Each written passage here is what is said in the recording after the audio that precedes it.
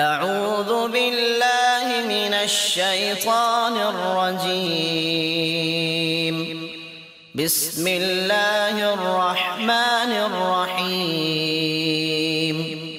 أفحسب الذين كفروا أن يتخذوا عبادي من دوني أولياء إنا أعتدنا جهنم للكافرين نزلا قل هل ننبئكم بالأخسرين أعمالا الذين ضل سعيهم في الحياة الدنيا وهم يحسبون أنهم يحسنون صنعا أولئك الذين كفروا بآيات ربهم ولقائه فحبطت أعمالهم فلا نقيم لهم يوم القيامة وزنا ذلك جزاؤهم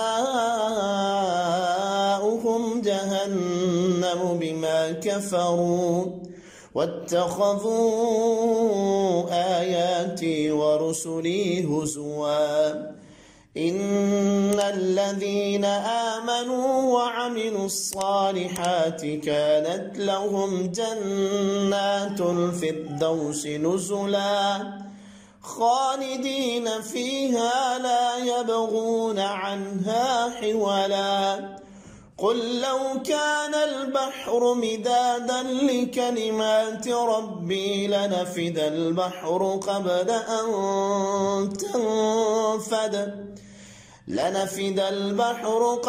أن تنفد كلمات ربي ولو جئنا بمثله مددا قل إنما